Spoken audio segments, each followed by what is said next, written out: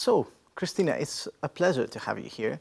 And Viber began as a simple messaging app with its defining stickers that we all know and recognize. And since it evolved to a significant tool for businesses, but how it differentiates itself from other players in the market, because there are several major players in this market. Like you said, we started with stickers, which is something that some of our competitors only adopted now or last year, after we've been around for over 13 years sending stickers. And then we're moving into a business space in the sense that we want to be a business communication app in addition to just a personal communication app. And that means that the tools and products that we are launching are aimed at easing the business communication versus advertising for the sake of monetizing, like again we've seen with some of the competitors that we shall not name. So it's about using the relevance and the utility aspect of being an app that is installed on over 90% of devices in Greece to add ease of use to everyone's daily life, that you are a business or a private individual. Talking about that, Viber has recently launched a new feature in Greece. Can you give us some information about Viber Pay and how it works? Yes, Viber Pay was launched first and foremost in Greece, which is a testament to how important Greece is for us as a market. It started as a P2P money transfer product. Today we have over 1 million wallets open. And of course, as time goes by and as the product evolves, it's going to be used for business payments as well. It's going to be used for utility payments. So it's going to do a lot more cooler things that you shall have to wait a little bit and see, but in the very near future. Are we going to see these changes and these new features in 2024? Yes, most definitely. 2024 is such an impressive year in terms of technological advancements. And speaking of which, artificial intelligence, and we see artificial intelligence to continue to revolutionize the tech industry. How does Viber plan to integrate AI into its services moving forward? I think we see AI as a trend being talked about pretty much everywhere. I'm not sure that we see it being used efficiently everywhere. So when it comes to AI, we of course used it in certain public channels, mainly the ones linked to Viber properties, in order to understand how best to use it for the benefit of our consumers. And from there, once we have enough learnings, because I think it's fair to say it's very early days, we will extend the usage in such a way that it remains relevant. It's not just a trend that we are adopting for the sake of adopting. So it has to make sense and it has to be useful versus it has to be fashionable. That's a very interesting answer.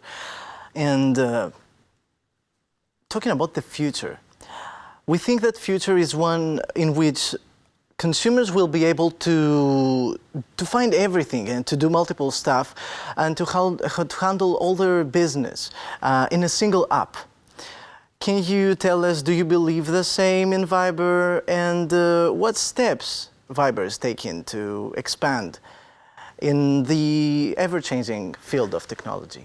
Of course, the concept of a super app is not new. Super app. Some of the apps in Asia have been super apps for many years because that's how they use the mobile phones and that's how they access internet first and foremost from mobile phones. So it makes sense that they evolve in that space. In Europe, it's more of a recent addition, and it comes as a natural progression of the fact that the more apps we have available, the fewer we use, and we concentrate on using 3 or 4 on average. This is what the industry stats are saying, amongst which the messaging app counts for more than 50% of the time spent on mobile phones. So of course, given that we are installed on the first screen of the phones, it makes sense to give access to our users to a variety of services in the space of a utility one, as I was saying. And this started with a launch of rich business messaging, where large enterprises were able to connect with their customers on a one-to-one basis directly in Viber. Then, of course, we added public channels and communities, which is a one-to-many type of communication that allows... What are the differences between public channels and communities? Public channels and communities more or less have the same scope of allowing brands and community users to interact one-to-many, but then there are technicalities into how many administrators you can have, type of post content that you can post. So it's more of a technical separation versus a commercial one. Mm-hmm.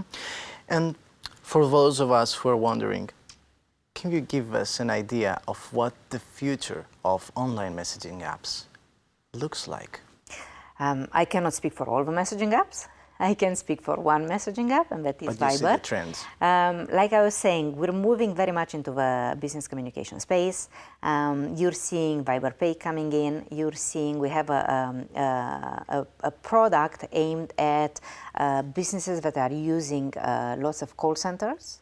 That they can integrate this in Viber without the need of using extra technology. So we're going to be launching it's not only the text messages. Exactly, it's the voice calling as well. Yeah, because we forget about that because we say online messaging apps, but Viber is not just for text messages. It's a you calling have a app. voice call and a video call. Yes, exactly. So we're going to be using the voice calling for businesses as well. This is a product that is literally being tested right now as we speak, and this is a product that gives businesses the same call center experience they would have, but within Viber. So customers can call a business directly from without cost, without any cost, and the cost will be lower for the businesses too. Of course, and then in terms of experience, given that you are already in Viber, with a simple click of a button, you call the business that you need to connect with.